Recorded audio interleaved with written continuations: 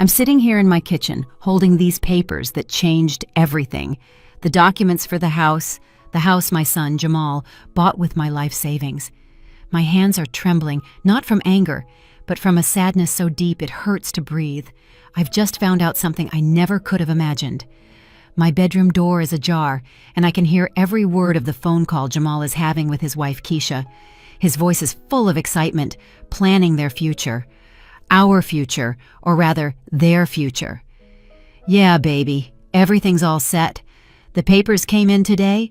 The house is officially ours. I hear him laugh, that same laugh that used to fill me with such joy when he was a boy. Your mama is going to be so happy to live with us. Finally, Miss Cynthia will have her own room with a view of the garden, just like she always wanted. My heart stops. Miss Cynthia, his mother-in-law, Keisha's mother, is going to live in the house I paid for. The house where I thought I'd have my place, my space, my family. And me, Jamal? I whisper out loud, knowing he can't hear me. I continue to listen. Nah, baby, we already talked about this. My mom's fine in her apartment. Besides, you know how she is. She always finds something to fuss about. It's better this way, more peaceful for everyone. Us, the kids, and your mom. A real family. A real family. The words stab my chest like ice-cold needles. I, who sacrificed my entire life savings, who sold my mother's jewelry, who mortgaged my financial peace of mind so he could have this house. I'm not part of their real family. I close my eyes and memories crash over me like waves. It was 6 months ago when Jamal came to my place with that sad puppy dog face he always puts on when he needs something. He sat exactly where his phone is now, at this kitchen table, and explained his dream.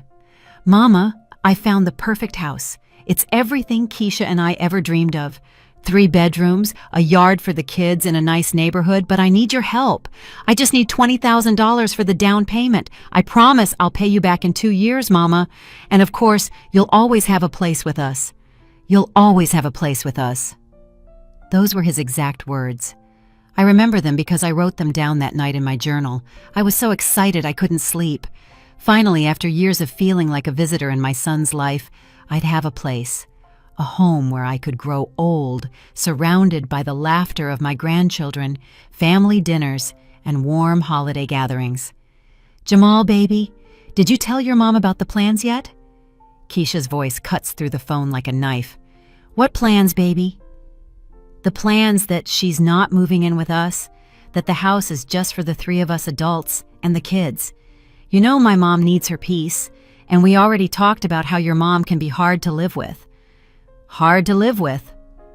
I, who have lived 69 years without bothering a soul, who raised this man on my own after his father left us, who worked double shifts to pay for college, who never asked for anything in return.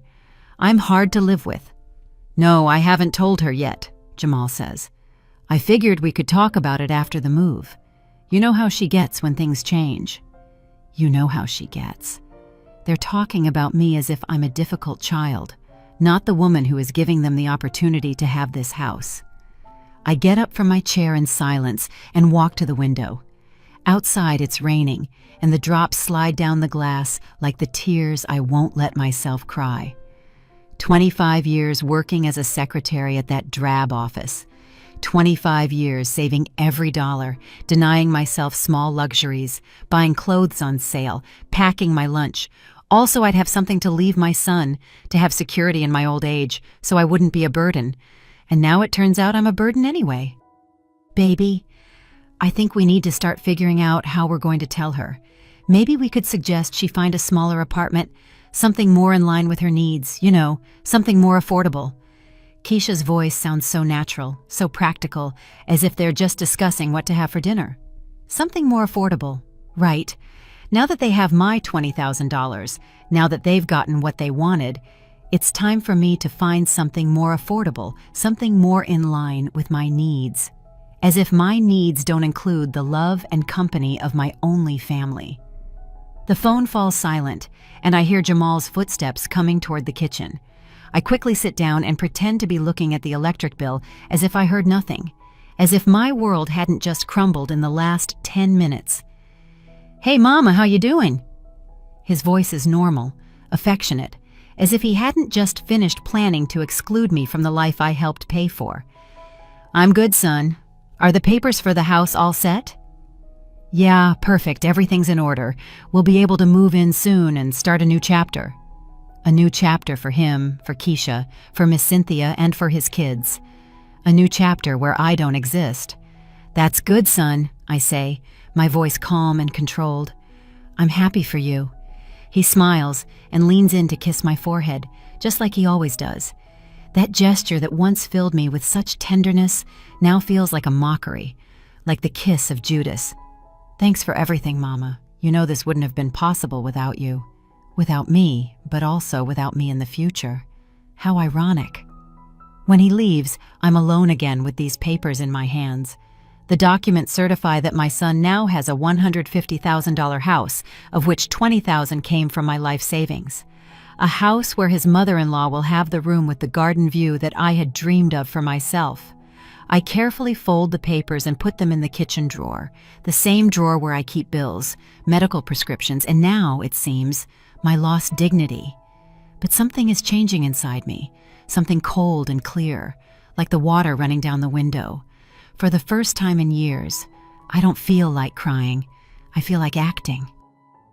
That night, I couldn't sleep.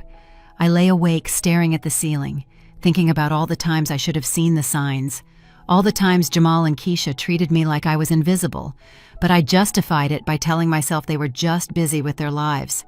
All the times they borrowed money and never paid a single dollar back.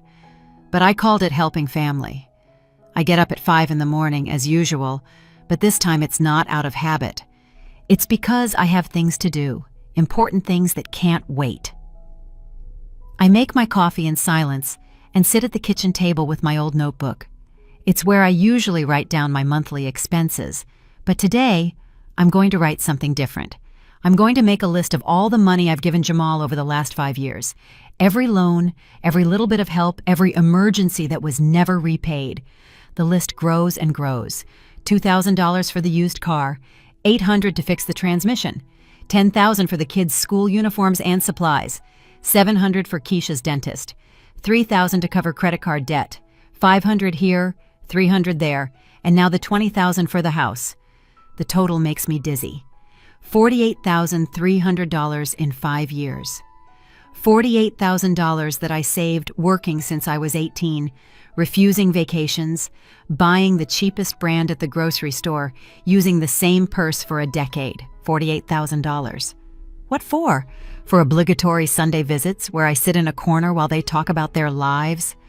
For grandchildren who barely know me because Grandma Dolores is so boring? For being excluded from birthdays, graduations, and family dinners because we don't want to inconvenience you, Mama. We know you don't like to go out. I close the notebook and walk to my bedroom. I open the closet and pull out the shoebox where I keep all my important documents. Birth certificates, my will, insurance policies, bank statements, everything that certifies my legal and financial existence. I wrote my will 3 years ago when I turned 66. In it, Jamal inherits everything. My apartment, my savings, my life insurance, even my grandmother's jewelry stored in the safety deposit box at the bank. Everything for him, because he's my only son, my only family, my reason for living. How naive I was. It's 7 in the morning when my phone rings. It's Jamal. "Hey, Mama, how you doing this morning?" "I'm doing good, son," I say, my voice sounding normal, but inside it feels like another person is speaking. "You need something?" "Well, yeah, Keisha and I were talking last night and we were wondering if you could help us out with a little something. You know, with the move, there are some extra expenses we didn't account for." More money. It's always more money. "How much do you need?" "Just $3,000, Mama. For the movers, some furniture we need, paint for the rooms, just to get the house perfect for when we move in next week." Next week. He's moving next week. And he hadn't even told me when. He hadn't even invited me to see the house I paid for. "Jamal, can I ask you something?" "Sure, Mama, anything you want." "When do I get to see the house?" Silence. A silence so long that for a moment I think the call dropped. Well, Mama, the house is still getting some minor work done. When everything's ready, we'll take you over there to see it. You don't want to see it all messy, do you? And when am I going to move in with you? Another, even longer silence. Mama, about that, Keisha and I have been talking, and we think maybe it'd be better for you to stay in your apartment for now, until we see how we adjust to the new house. The kids are going to be nervous with the change, and Keisha is stressed with her new job. Her new job? Yeah, I didn't tell you? She got a position at an accounting firm. They're going to pay her real good. Almost $2,000 a month. $2,000 a month. Keisha is now making $2,000 a month, but they still need my $3,000 for the move. My $3,000 that I'd have to take out of my savings, which I've been living on with a $700 a month pension. Jamal, I say again, I need to think about the $3,000. Think about it, Mama? You've never had to think before when I asked for help? Is everything okay? No, son. Nothing is okay. Nothing has been okay for years, but I was too blinded by love to see it. Everything's fine, son. I just need to check my accounts. I'll call you in a few days. In a few days? But Mama, we need the money by tomorrow. The movers want a 50% deposit, and I'll call you in a few days, Jamal. I hang up the phone before he can respond. My hands are trembling, but not from fear. It's something different. It's determination. I walk to my old computer, the one Jamal helped me set up 2 years ago so I wouldn't feel so lonely, Mama. I turn it on and wait patiently for it to load. I'm not great with technology, but I know the basics. I know how to log into my online bank account. There's my savings.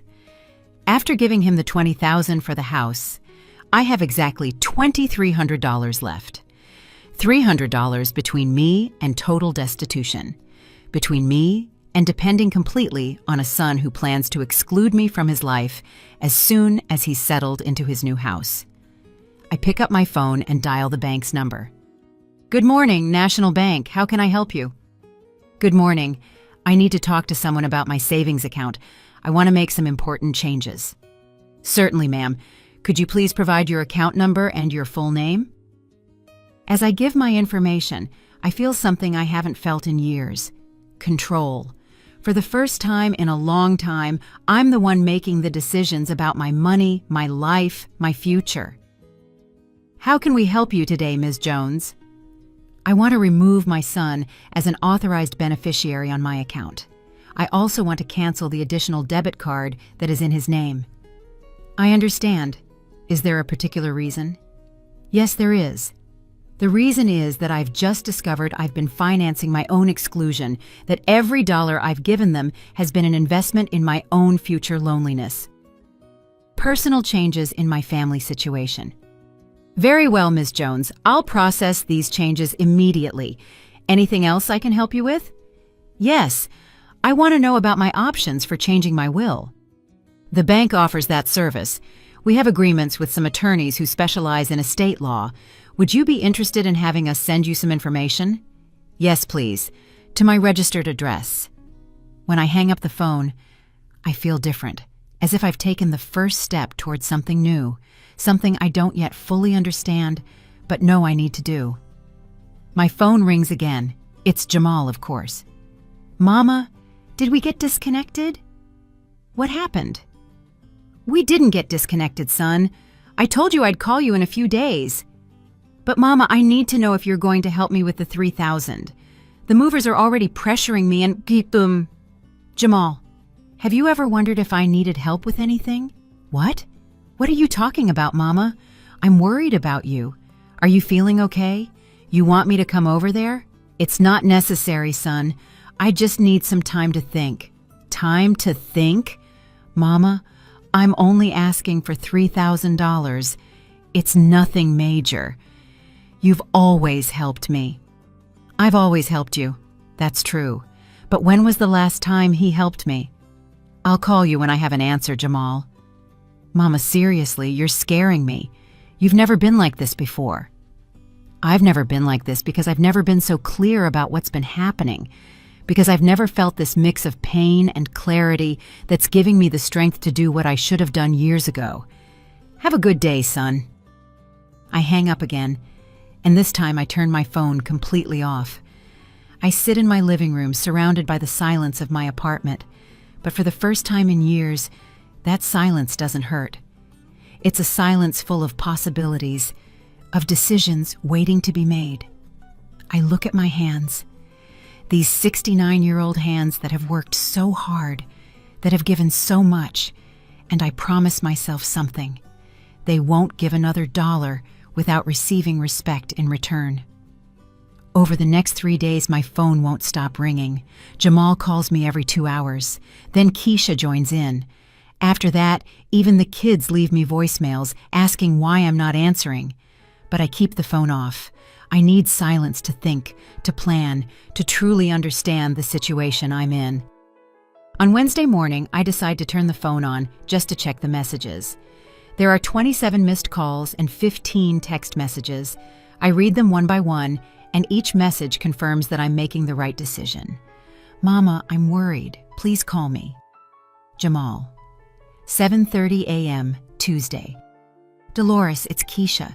Jamal is really nervous. Is everything okay with you? 11:15 a.m., Tuesday. Mama, the movers need the money today. I can't wait any longer. Jamal. 2:45 p.m., Tuesday. If you don't call me today, I'm coming over to your apartment. Jamal. 8:20 p.m., Tuesday. Grandma, Dad says you're sick. Are you okay? My grandson, 8-year-old DeAndre. My grandson, asking about me because his father told him I'm sick. Because for Jamal, the only explanation for me not immediately giving him money is that I must be sick. But the message that hurts the most, and at the same time gives me the most clarity, is the last one, sent early this morning. Mama, if this is about the house, we can talk. Maybe we can find a solution for you to have your space too, but I need you to help me with the move first. Then we'll fix the other stuff. Jamal. 6:30 a.m. today. Then we'll fix the other stuff. The other stuff is me, my place in their lives, my right to be in the house I financed, my dignity as a mother and a person.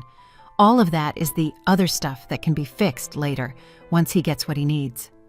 I get dressed carefully, brush my hair, and put on a little makeup. Today, I'm going out, and I have several important appointments. The first is at the bank at 10 in the morning. I walk the 6 blocks to the bank, enjoying the fresh air. I hadn't realized how much I missed walking without a rush, without thinking about the constant needs of others, just focused on my own thoughts and plans. At the bank, Ms. Anderson, the same woman who helped me on the phone, greets me. She's a woman my age, elegant and professional. Good morning, Ms. Jones. How are you feeling after the changes we made to your account? I'm feeling great, thank you. I came in today because I want to make some additional changes. Certainly, what can I help you with? I want to open a new savings account completely separate from my current one, and I want to transfer $10,000 from my main account to this new account. Any particular reason? Let's just say I want to have better control of my personal finances. Ms. Anderson nods in understanding. She's probably seen similar cases before, older women who need to protect their savings from family members who see them as an unlimited resource. An excellent decision, Ms. Jones.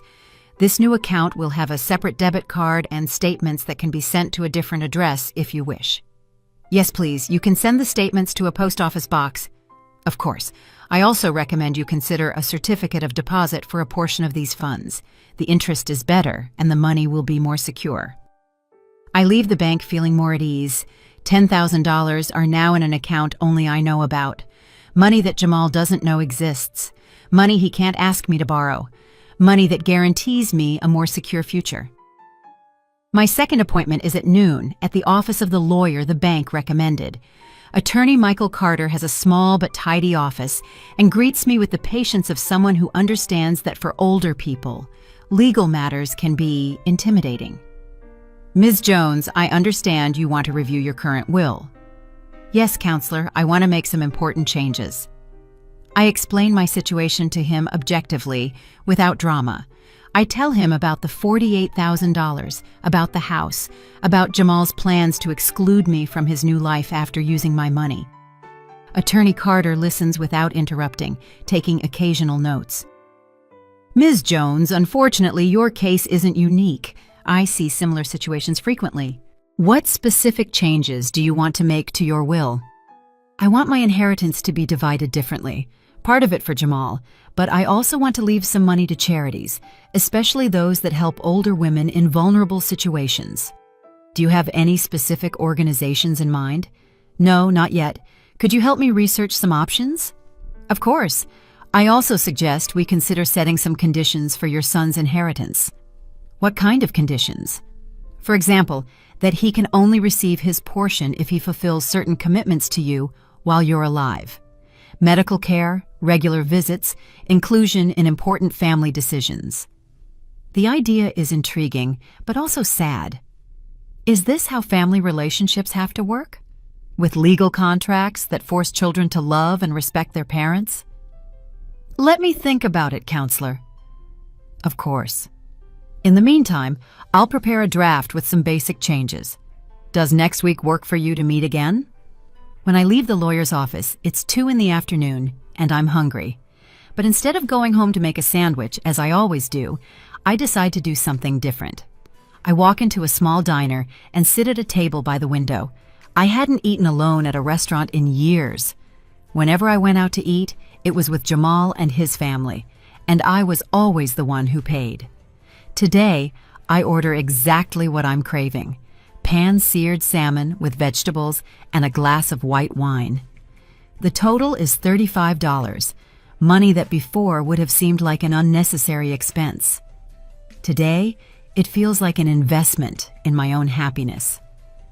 As I eat slowly, I watch the people passing on the street. Young couples holding hands, mothers pushing strollers, old folks walking with canes, but with a determined step. Normal life, normal people living their normal lives. And I realize that I can have a normal life too, a life where my decisions don't depend on the constant needs of others. My phone vibrates. It's a text from Jamal. Mama, I can't take it anymore. I'm coming to your apartment at 4 p.m. We need to talk. I look at the time. It's 3:15. I have 45 minutes to get home and prepare for a conversation I know will be difficult, but for the first time, I'm not afraid of it. I feel something like curiosity. I pay my bill, leave a generous tip, and walk out of the diner. The sun is shining, and for the first time in a long time, I feel like it's also shining on me. As I walk home, I think about what I'm going to say to Jamal. I'm not going to yell at him. I'm not going to throw his mistakes in his face. I'm not going to make a scene. I'm simply going to tell him the truth. I'm going to explain that I've made decisions about my life and my money, and that those decisions are final. I arrive at my apartment at 3:50. I have 10 minutes to prepare myself mentally and emotionally for what's to come. I sit in my favorite chair, the one by the window, and I wait not with anxiety, but with the calm of someone who knows exactly what they are going to do. At 4 o'clock, I hear footsteps in the hallway and then knocking on my door, firm, insistent, impatient. The knocks of someone who is used to the door being opened immediately, to their needs being attended to without delay. I get up slowly, smooth out my skirt, and walk to the door. Before I open it, I take a deep breath and remind myself, this is my house, this is my money, this is my life, and for the first time in years, I'm going to act accordingly. I open the door, and there's Jamal, but he's not alone. Keisha is standing behind him with an expression I know well, the face she makes when she wants to get something, but pretends she's worried about my well-being. They both look at me as if I'm a lost child they've finally found. Mama, thank God you're okay. We were so worried. Jamal starts to reach for a hug, but there's something forced in his gesture. Why weren't you answering the phone? Do you know how much you distressed us? Hello, Keisha, I say, and she just nods. I'm not a child, Jamal. You caused me more distress in the last 3 days than I've ever caused you. Mama, what are you talking about? We're a family. We need to be able to talk about things. Talk about things? You talked about me, but not with me. You talked about how I'm hard to live with, how you were going to put me in a more affordable apartment, all while using the money I gave you for your real family. You talked about me like I was a burden, a complicated problem that needed to be managed, not a person. Jamal's face pales. He glances at Keisha, who looks horrified. Mama, that's not what happened. We were just what, Jamal? Just planning to use me and then toss me aside? The $20,000, Jamal, the $48,300 I've given you over the last 5 years. Did you think it was an endless well? Did you think my love for you was a transaction, something you could get for free? Mama, please, I'm so sorry. I know we messed up. Keisha and I have been talking and we've changed our minds. We want you to live with us. We'll make it work, I promise. No, you won't, I say calmly. You won't, because you only want me to live with you now that you think you might lose something. You don't want me because you love me. You want me because you're afraid you'll lose access to me. But you've already lost me, son. You lost me when you decided I wasn't part of your real family. He starts to cry, big heaving sobs, and Keisha tries to comfort him. Mama, please don't say that. I am saying it, I say firmly. And I'm saying something else. I'm no longer the Bank of Dolores. I am not a financial resource for you to tap whenever you need it. The $3,000 you need for your move, you can find it somewhere else, because you won't get a penny from me. Not now, not ever again. Jamal looks at me, his face stained with tears, and the boyish puppy dog look is gone, replaced with a look of genuine shock and hurt. He had always taken my love and my money for granted, and now he was seeing for the first time that my well wasn't endless. I need you to leave now, I say, my voice trembling slightly but holding firm. Mama, please, let's talk, Jamal pleads. We have talked, Jamal, for 69 years, and now I'm done. He stands there for a moment, then he and Keisha turn and walk away. I close the door and lean against it, my legs weak. I'm exhausted, but I've never felt more alive. I walk over to my chair and sit down. I've been so focused on others for so long that I didn't even know what I needed for myself. I gave and gave and gave, and I forgave you for treating me badly, and I forgave me for letting you treat me badly. So why do I still feel like there's a distance between us? Because forgiveness doesn't erase consequences. Because trust is built with actions, not with words. When they're gone, I stand by the window for a long time. I don't know if Jamal will really change. I don't know if he'll manage to go a whole year without asking me for money. I don't know if we'll ever be able to build a real relationship. But I do know one thing. I'm no longer afraid to be alone. I'm no longer afraid to say no. I'm no longer afraid to stand up for my own dignity. I pick up my phone and dial Leonida's number. Hey girl, how was your day? It was interesting. Jamal came to visit me. And how was it? Different. Maybe there's hope after all. I'm glad. What are your plans for this afternoon? I was thinking of going to the park, maybe sitting and reading under that big tree I like. Want some company? I would love it. As I get ready to go out, I look in the hallway mirror.